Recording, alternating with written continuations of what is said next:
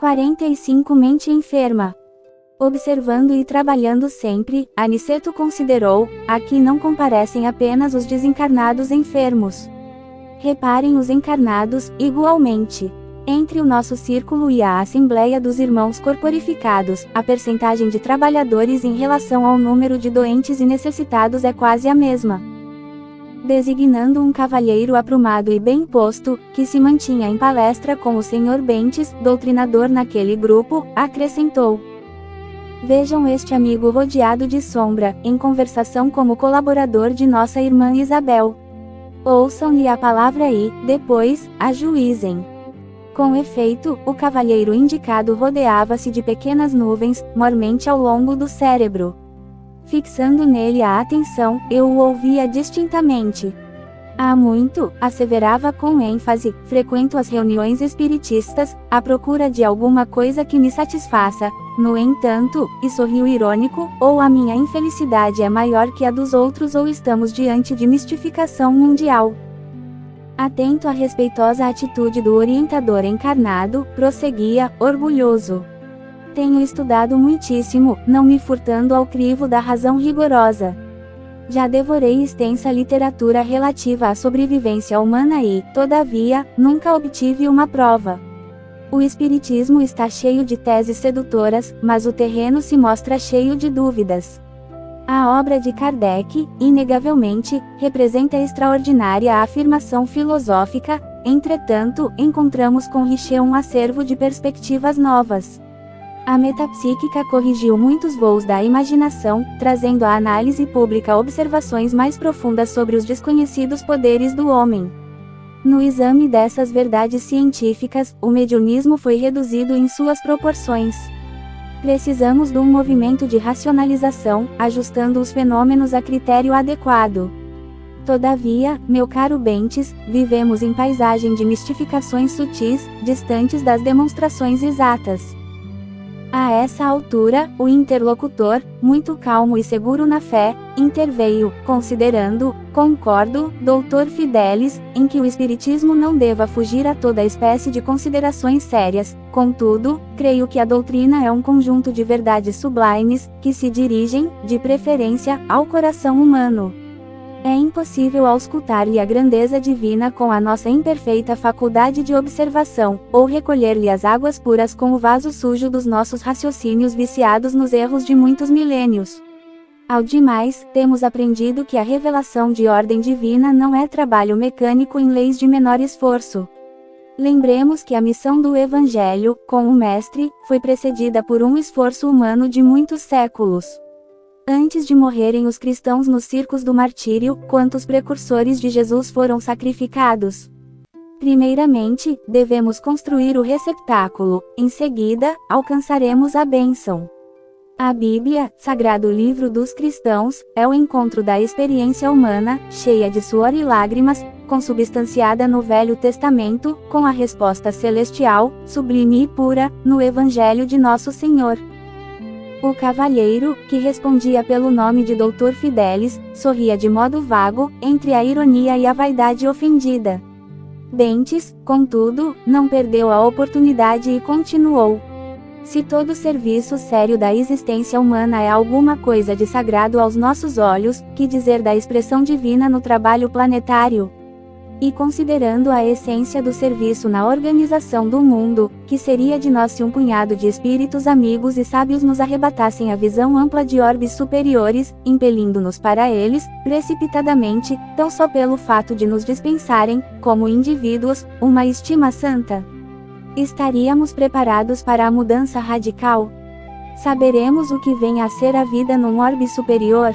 Teremos trabalhado bastante para entender os divinos desígnios? E a Terra? E as nossas milenárias dívidas para com o planeta que nos tem suportado as imperfeições? Como residir nos andares mais altos, sem drenar os pântanos que jazem embaixo? Estas considerações tomam-se imprescindíveis no exame de argumentação como a sua, porquanto não poderemos ajuizar, com precisão, as correntes generosas de um rio caudaloso, observando tão somente as gotas recolhidas no dedal das nossas limitações. O pesquisador renitente acentuou a expressão irônica do rosto e revidou: Você fala como homem de fé, esquecendo que meu esforço se dirige à razão e à ciência. Quero referir-me às ilações inevitáveis da consulta livre, às farsas mediúnicas de todos os tempos. Você está informado de que cientistas inúmeros examinaram as fraudes dos mais célebres aparelhos do mediunismo, na Europa e na América. Ora, que esperar de uma doutrina confiada a mistificadores continentais? Bentes respondeu, muito sereno e ponderado: está enganado, meu amigo. Estaríamos laborando em erro grave, se colocássemos toda a responsabilidade doutrinária nas organizações mediúnicas. Os médiuns são simples colaboradores do trabalho de espiritualização. Cada um responderá pelo que fez das possibilidades recebidas, como também nós seremos compelidos a contas necessárias, algum dia. Não poderíamos cometer o absurdo de atribuir a concentração de todas as verdades divinas somente na cabeça de alguns homens, candidatos a novos cultos de adoração. A doutrina, Doutor Fidelis, é uma fonte sublime e pura, inacessível aos pruridos individualistas de qualquer de nós, fonte na qual cada companheiro deve beber a água da renovação própria. Quanto às fraudes mediúnicas a que se refere, é forçoso reconhecer que a pretensa infalibilidade científica tem procurado converter os mais nobres colaboradores dos desencarnados em grandes nervosos ou em simples cobaias de laboratório. Os pesquisadores, atualmente batizados como metapsiquistas, são estranhos lavradores que enxameiam no campo de serviço sem nada produzirem de fundamentalmente útil.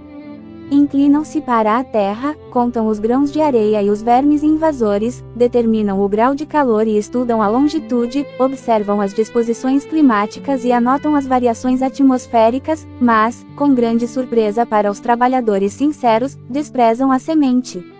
O interlocutor deixou de sorrir e observou: vamos ver, vamos ver. Espero a mensagem dos meus com os sinais iniludíveis da sobrevivência, após a morte. Aniceto nos tocou de leve, e falou: repararam como este homem traz a mente enfermiça? É um dos curiosos doentes, encarnados. Tem vasta cultura e, todavia, como traz o sentimento envenenado, tudo quanto lhe cai nos raciocínios participa da geral intoxicação. É pesquisador de superfície, como ocorre a muita gente. Tudo espera dos outros, examina seu semelhante, mas não ausculta a si mesmo. Quer a realização divina sem o esforço humano, reclama a graça, formulando a exigência, quer o trigo da verdade, sem participar da semeadura, espera a tranquilidade pela fé, sem dar-se ao trabalho das obras, estima a ciência, sem consultar a consciência, prefere a facilidade, sem filiar-se à responsabilidade, e, vivendo no torvelinho de continuadas libações, agarrado aos interesses inferiores e à satisfação dos sentidos físicos, em caráter absoluto, está aguardando mensagens espirituais. Estávamos admirados, ante as conclusões interessantes do instrutor amigo. Vicente, que se mantinha sob forte impressão, perguntou: afinal de contas, que deseja este homem? Aniceto sorriu e respondeu: também ele teria imensas dificuldades para responder. Para nós outros, Vicente, o Doutor Fidelis é um desses enfermos que ainda não se dispuseram a procurar o alívio, pelo demasiado apego à sensação. 46 Aprendendo sempre. Segundo informações de Aniceto, faltava mais de uma hora para o início da preleção evangélica, sob a responsabilidade do Sr. Bentes, na esfera dos frequentadores encarnados, mas o movimento de serviço espiritual tornara-se intensíssimo. Reuniam-se ali, para olhos humanos, 35 individualidades terrestres e, no entanto, em nosso círculo, o número de necessitados excedia de 200, porquanto, agora, a Assembleia estava acrescida de muitas entidades que formavam o séquito perturbador da maioria dos aprendizes ali congregados. Para elas, organizou-se uma divisão especial, que me pareceu constituída por elementos de maior vigilância, visto chegarem, quase obrigatoriamente, acompanhando os que buscavam o socorro espiritual, sem a indicação dos orientadores em serviço nas vias públicas. A movimentação era enorme e o tempo era escasso para qualquer observação, sem movimento ativo. Todos os servidores da casa se mantinham a postos, desenvolvendo a melhor atenção. Reparei que num ângulo da grande mesa havia numerosas indicações de receituário e assistência. Os mais variados nomes ali se enfileiravam. Muitas pessoas pediam conselhos médicos, orientação, assistência e passes. 4 facultativos espirituais se moviam diligentes e, secundando-lhes o esforço humanitário, 40 cooperadores diretos iam e vinham, recolhendo informações e enriquecendo pormenores. Aproximamo-nos do grande número de papéis nominados e, enquanto curiosamente buscava examiná-los, Aniceto explicou. Temos aqui a indicação das pessoas que se afirmam necessitadas de amparo e socorro imediato. Mas recebem elas tudo quanto pedem?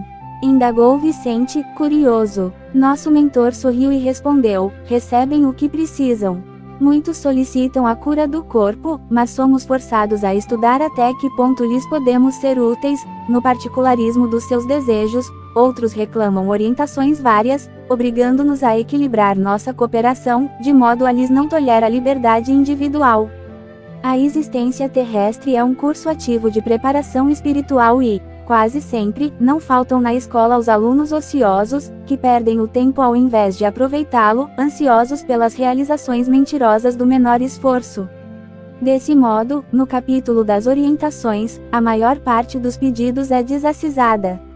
A solicitação de terapêutica para a manutenção da saúde física, pelos que de fato se interessem pelo concurso espiritual, é sempre justa. Todavia, no que concerne a conselhos para a vida normal, é imprescindível muita cautela de nossa parte, diante das requisições daqueles que se negam voluntariamente aos testemunhos de conduta cristã. O Evangelho está cheio de sagrados roteiros espirituais e o discípulo, pelo menos diante da própria consciência, deve considerar-se obrigado a conhecê-los. O instrutor amigo fez pequena pausa, mudou a inflexão de voz, como para acentuar fortemente as palavras, e considerou.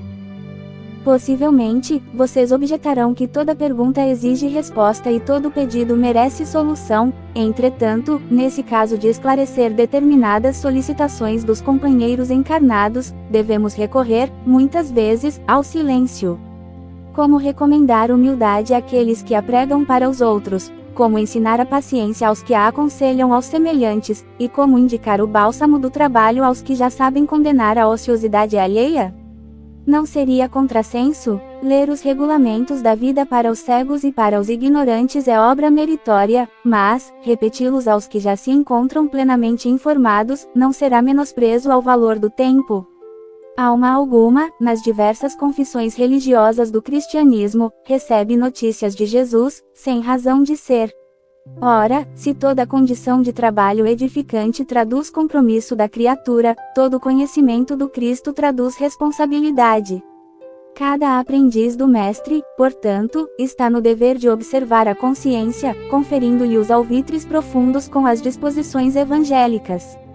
Vicente, que escutava com grande interesse, aventou, no entanto, ousaria lembrar os que formulam semelhantes pedidos levianamente.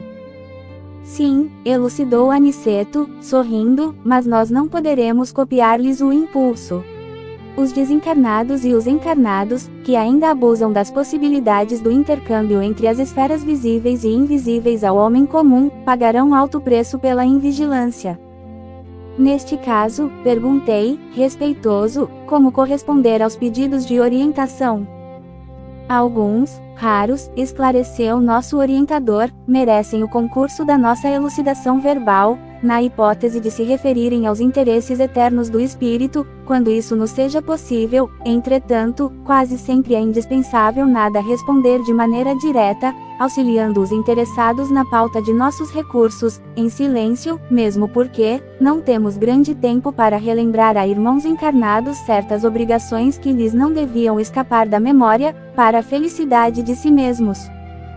Calou-se por momentos o bondoso instrutor, considerando em seguida, interessado em nos subtrair quaisquer dúvidas. Muitas entidades desencarnadas estimam o fornecimento de palpites para as diversas situações e dificuldades terrestres, mas esses pobres amigos estacionantes astradamente em questões subalternas, incapazes de uma visão mais alta, em face dos horizontes infinitos da vida eterna, convertendo-se em meros escravos de mentalidades inferiores, encarnadas na Terra. Esquecem que o nosso interesse imediato, agora, deve ser, acima de todos, aquele que se refira à espiritualidade superior. Nossos irmãos inquietos, que forneçam palpites a preguiçosas mentes encarnadas, sobre assuntos referentes à responsabilidade justa e necessária do homem, devem fazê-lo de própria conta. Que acontece, então? Perguntou Vicente, curioso. Nosso mentor, contudo, respondeu com outra pergunta: que acontece ao homem de responsabilidade que se põe a brincar? Nesse instante, um dos clínicos espirituais, aproximando-se, foi gentilmente saudado por Aniceto, que lhe disse, depois de apresentar-nos: disponha da nossa colaboração humilde. Aqui estamos na qualidade de médicos itinerantes, prontos ao concurso ativo. Vem de nosso lar? Indagou o novo companheiro, respeitosamente. Sim, respondeu Aniceto, prestativo. Pois bem, considerou ele, se possível, estimarei receber-lhes o auxílio, após a reunião, para 2 casos urgentes. Trata-se de uma jovem desencarnada hoje e de um agonizante, meu amigo. Sem dúvida, acentuou nosso orientador, solícito, aguardaremos suas indicações. 47 No trabalho ativo. A interpretação de Bentes, obedecendo à inspiração de um emissário de nobre posição, presente à Assembleia, era recebida com respeito geral, no círculo das entidades desencarnadas. Na esfera dos encarnados, porém, não se notava o mesmo traço de harmonia. Observava-se apreciável instabilidade de pensamento. A expectativa ansiosa dos presentes perturbava a corrente vibratória. De quando em quando, surpreendíamos determinados desequilíbrios, que afetavam, particularmente, a organização mediúnica de Dona Isabel e a posição receptiva do comentarista, que parecia perder o fio das ideias, tal qual se diria na linguagem comum. Colaboradores ativos restabeleciam o ritmo, quanto possível. Reparamos que alguns irmãos encarnados se mantinham irrequietos, em demasia. Mormente os mais novos em conhecimentos doutrinários exibiam enorme irresponsabilidade. A mente lhes vagava muito longe dos comentários edificantes. Viam-se-lhes, distintamente, as imagens mentais. Alguns se prendiam aos quefazeres domésticos, outros se impacientavam por não lograrem a realização imediata dos propósitos que os haviam levado até ali. Aniceto, que não perdia a ocasião de prestar-nos esclarecimentos novos, considerou, discreto. Muitos estudiosos do espiritismo se preocupam com o problema da concentração, em trabalhos de natureza espiritual. Não são poucos os que estabelecem padrão ao aspecto exterior da pessoa concentrada, os que exigem determinada atitude corporal e os que esperam resultados rápidos nas atividades dessa ordem. Entretanto, quem diz concentrar, forçosamente se refere ao ato de congregar alguma coisa. Ora, se os amigos encarnados não tomam a sério as responsabilidades que lhes dizem respeito, fora dos recintos de prática espiritista, se, porventura, são cultores da leviandade, da indiferença, do erro deliberado e incessante, da teimosia, da inobservância interna dos conselhos de perfeição cedidos a outrem, que poderão concentrar nos momentos fugazes de serviço espiritual? Boa concentração exige vida reta. Para que os nossos pensamentos se congreguem uns aos outros, fornecendo o potencial de nobre união para o bem, é indispensável o trabalho preparatório de atividades mentais na meditação de ordem superior.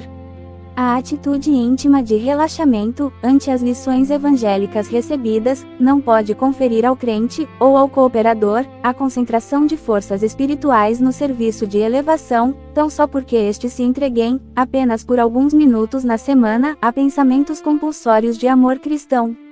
Como veem, o assunto é complexo e demanda longas considerações e ensinamentos. Reparei com mais atenção os circunstantes encarnados. Não fosse o devotamento dos colaboradores do nosso plano, tornar-se-ia impossível qualquer proveito concreto. Isidoro e outros amigos devotados trabalhavam com ardor, despertando alguns dorminhocos e reajustando o pensamento dos invigilantes, para neutralizar determinadas influências nocivas.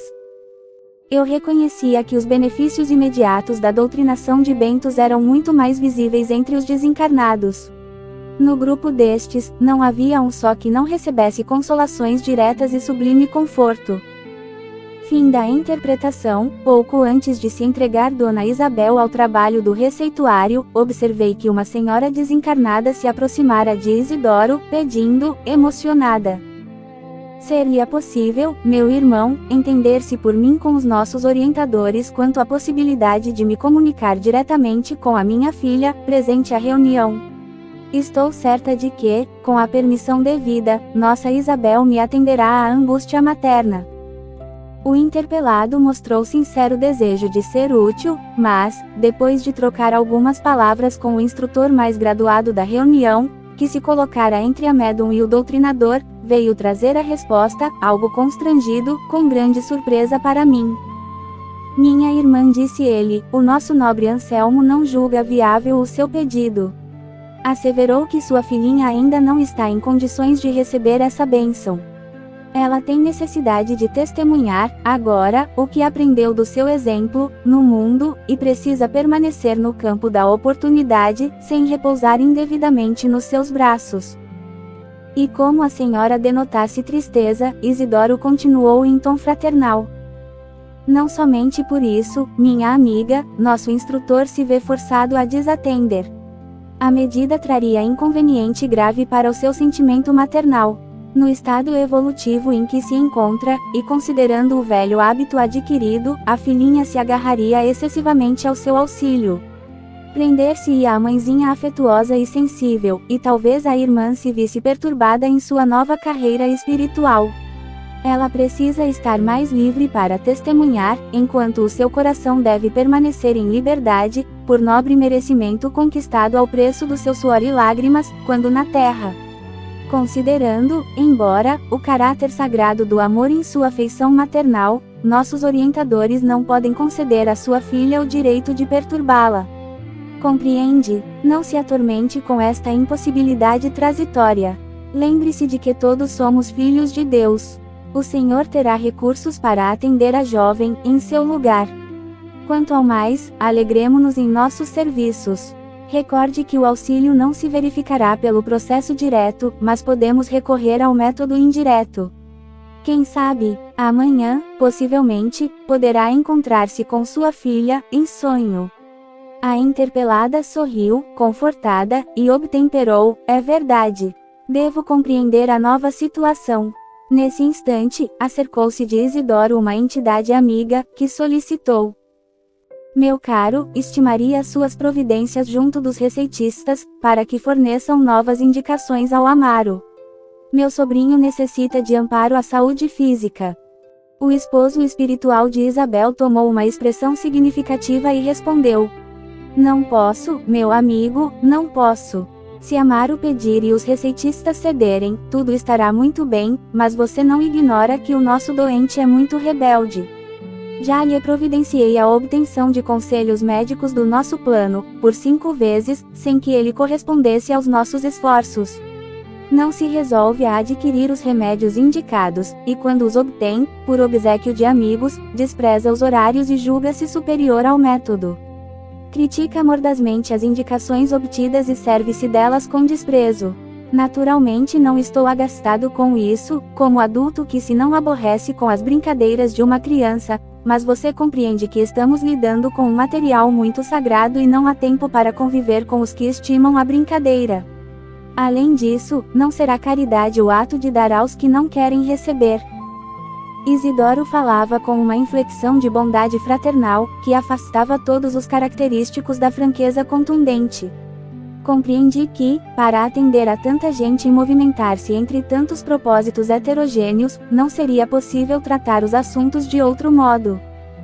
O serviço prosseguia com enorme demonstração educativa para Vicente e para mim. O esforço dos clínicos espirituais, aliado à abnegação da intermediária, comovia-me o coração.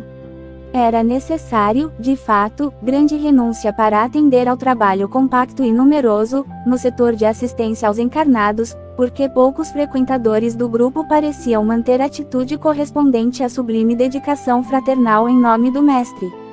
Aniceto, porém, adivinhando meus pensamentos, falou com bondade: um dia, André, você compreenderá, com Jesus, que melhor é servir que ser servido, mais belo é dar que receber. 48 Pavor da morte. Numerosas explicações do orientador atendiam-me às indagações naturais, no entanto, restava aprender alguma coisa. Por que motivo se reuniam ali tantos desencarnados? Já que recebiam assistência espiritual, não poderiam congregar-se em lugares igualmente espirituais? Respeitosamente, interroguei Aniceto nesse sentido. De fato, André respondeu o generoso mentor, a maioria dos desencarnados recebe esclarecimentos justos em nossa esfera de ação. Você mesmo, nos primórdios da nova experiência espiritual, não foi conduzido ao ambiente de nossos amigos corporificados para o necessário encaminhamento. Grande número de criaturas, porém, na passagem para cá, sentem-se possuídas de doentia saudade do agrupamento, como acontece, noutro plano de evolução, aos animais, quando sentem a mortal saudade do rebanho. Para fortalecer as possibilidades de adaptação dos desencarnados dessa ordem ao novo habitat, o serviço de socorro é mais eficiente, ao contato das forças magnéticas dos irmãos que ainda se encontram envolvidos nos círculos carnais. Esta sala, em momentos como este, funciona como grande incubadora de energias psíquicas, para os serviços de aclimação de certas organizações espirituais à vida nova. E, designando a grande assembleia de necessitados, continuou, os irmãos, nas condições a que me refiro, ouvem-nos a voz, consolam-se com o nosso auxílio, mas o calor humano está cheio de um magnetismo de teor mais significativo, para eles. Com semelhante contato, experimentam o despertar de forças novas. Por isso, o trabalho de cooperação, em templos desta espécie, oferece proporções que você, por agora, não conseguiria imaginar. Não observou os preguiçosos, os dorminhocos e invigilantes que vieram colher benefícios nesta casa? Pois eles também deram alguma coisa de si. Deram calor magnético, e radiações vitais proveitosas aos benfeitores deste santuário doméstico, que manipulam os elementos dessa natureza, distribuindo-os em valiosas combinações fluídicas às entidades combalidas e inadaptadas. E, sorrindo, concluiu, bondoso, tudo tem algum proveito, André. Nosso Pai nada cria em vão. Terminada a reunião com benefícios gerais, que não me cabe descrever pormenorizadamente, atendeu Aniceto ao facultativo desejoso de aproveitar-lhe o concurso nobre, junto aos clientes. Grande número de vezes, exclamou o receitista do grupo de Dona Isabel, como a prestar informações a Vicente e a mim, não só ministramos medicação aos corpos doentes, mas também orientamos os desencarnados que, no curso da moléstia, se encontram sob nossa assistência. E são sempre muitos? Indaguei. Número crescente, elucidou, atencioso. Há ocasiões em que contamos com a cooperação de amigos ou parentes espirituais dos enfermos, mas, na maioria dos casos, somos forçados a agir por nós mesmos. Felizmente, quase nunca estamos sem auxiliares dedicados e ativos. Há companheiros que se consagram a cuidar de tuberculosos, cegos, aleijados, leprosos, perturbados e moribundos, isoladamente. São eles nossos devotados colaboradores em todas as situações. Puséramo-nos a caminho e, a breves minutos, estacionávamos diante de um edifício de vastas proporções. O colega, gentil, conduziu-nos ao interior de espaçoso necrotério, onde defrontamos um quadro interessante, o cadáver de uma jovem, de menos de 30 anos, ali jazia gelado e rígido, tendo a seu lado uma entidade masculina, em atitude de zelo. Com assombro, notei que a desencarnada estava unida aos despojos. Parecia recolhida a si mesma, sob forte impressão de terror. Cerrava as pálpebras, deliberadamente, receosa de olhar em torno. Terminou o processo de desligamento dos laços fisiológicos, exclamou o facultativo atento, mas a pobrezinha há 6 horas que está dominada por terrível pavor. E apontando o cavalheiro desencarnado, que permanecia junto dela, cuidadoso, o receitista esclareceu, aquele é o noivo que a espera, há muito. Aproximamo-nos um tanto e ouvimo-lo exclamar carinhosamente, Cremilda! Cremilda! Vem! Abandona as vestes rotas! Fiz tudo para que não sofresse mais. Nossa casinha te aguarda, cheia de amor e luz. A jovem, todavia, cerrava os olhos, demonstrando não querer vê-lo. Notava-se, perfeitamente, que seu organismo espiritual permanecia totalmente desligado do vaso físico, mas a pobrezinha continuava estendida, copiando a posição cadavérica, tomada de infinito horror. Aniceto, que tudo pareceu compreender num abrir e fechar de olhos, fez leve sinal ao rapaz desencarnado, que se aproximou comovido. É preciso atendê-la doutro modo, disse o nosso orientador, resoluto. Vejo que a pobrezinha não dormiu no desprendimento e mostra-se amedrontada por falta de preparação espiritual. Não convém que o amigo se apresente a ela já. Não obstante o amor que lhe consagra, ela não poderia revê-lo sem terrível comoção, neste instante em que a mente lhe flutua sem rumo. Sim, considerou ele, tristemente, às 6 horas chamo-a sem cessar, identificando-lhe o terror. Redarguiu Aniceto, conselheira, ausência de preparação religiosa, meu irmão. Ela dormirá, porém, e, tão logo consiga repouso, entregá-la-emos aos seus cuidados. Por enquanto, conserve-se a alguma distância. E fazendo-se acompanhar do facultativo, que assistira espiritualmente a jovem nos últimos dias, aproximou-se da recém-desencarnada, falando com inflexão paternal: vamos, Cremilda, ao novo tratamento.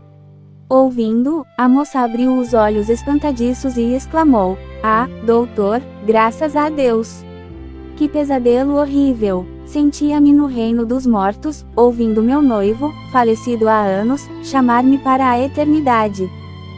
Não há morte, minha filha, objetou Aniceto, afetuoso, creia na vida eterna, profunda, vitoriosa. É o Senhor o novo médico? Indagou, confortada. Sim, fui chamado para aplicar-lhe alguns recursos em bases magnéticas. Torna-se indispensável que durma e descanse. É verdade, tornou ela de modo comovente, estou muito cansada, necessitando de repouso. Recomendou-nos o instrutor, em voz baixa, prestassemos auxílio, em atitude íntima de oração, e, depois de conservar-se em silêncio por instantes, ministrou-lhe o passe reconfortador. A jovem dormiu quase imediatamente. Deslocou a Aniceto, afastando-a dos despojos, com o zelo amoroso de um pai, e, chamando o noivo reconhecido, entregou-a carinhosamente. Agora, poderá encaminhá-la, meu irmão.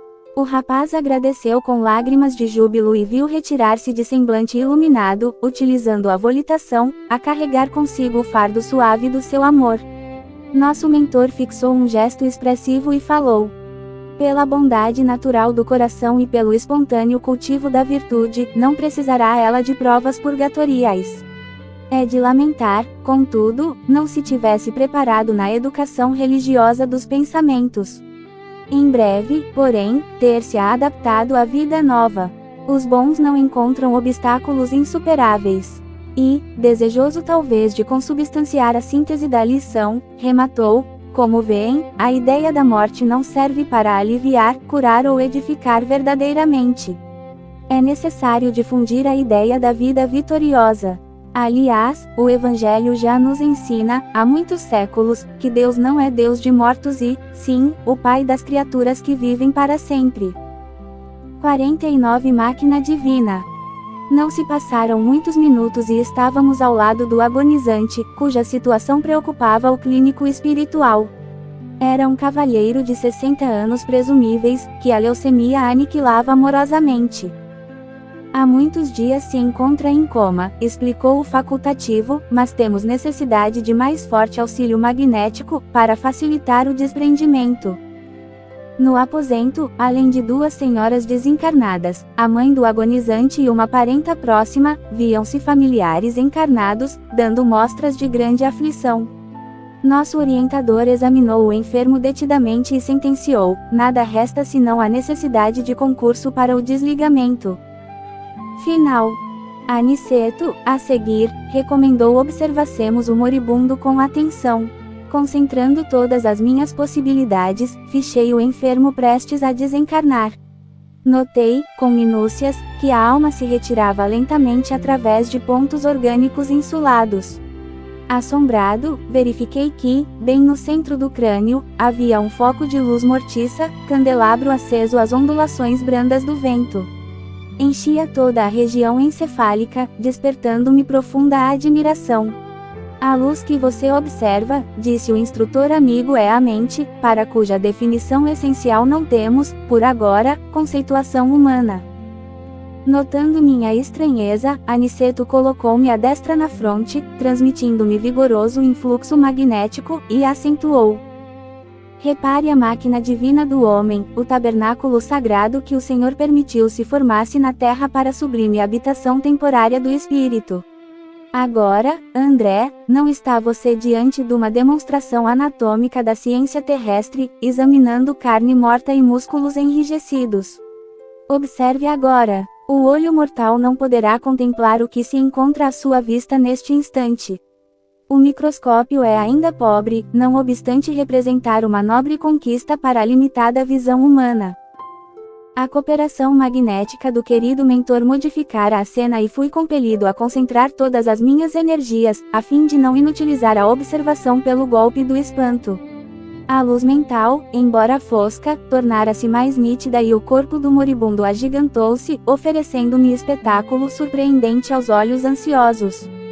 Parecia-me o corpo, agora, maravilhosa usina nos mais íntimos detalhes. O quadro científico era simplesmente estupefativo. Identificava, em grandes proporções, os 9 sistemas de órgãos da máquina humana: o arcabouço ósseo, a musculatura, a circulação sanguínea, o aparelho de purificação do sangue consubstanciado nos pulmões e nos rins, o sistema linfático, o maquinismo digestivo, o sistema nervoso, as glândulas hormonais e os órgãos dos sentidos. Tal revelação histológica era diferente de tudo que eu poderia sonhar nos meus trabalhos de medicina. A circulação do sangue semelhava-se a movimento de canais vitalizadores daquele pequeno mundo de ossos, carne, água e resíduos.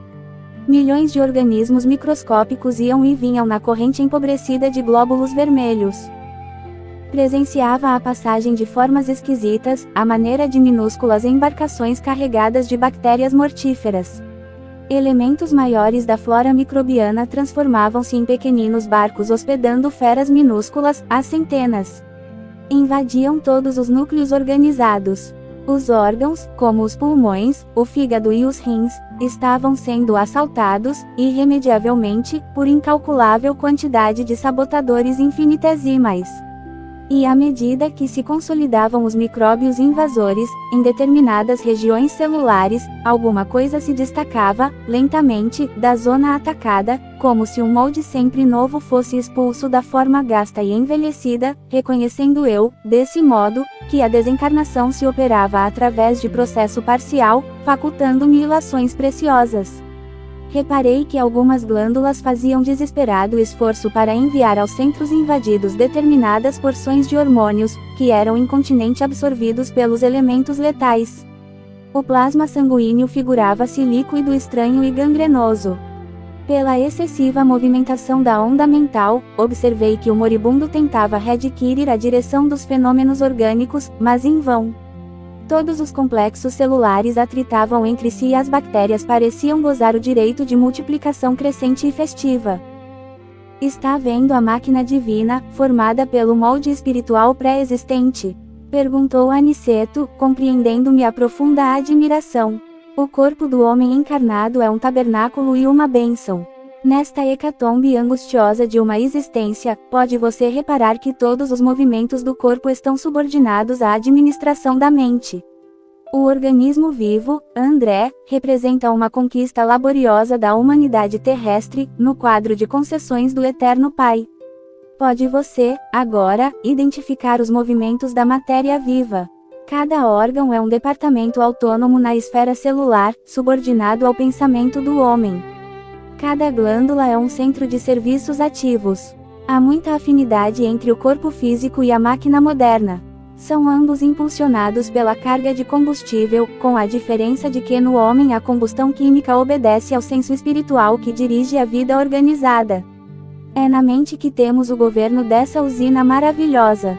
Não possuímos, aí, tão somente o caráter, a razão, a memória, a direção, o equilíbrio, o entendimento, mas, também, o controle de todos os fenômenos da expressão corpórea.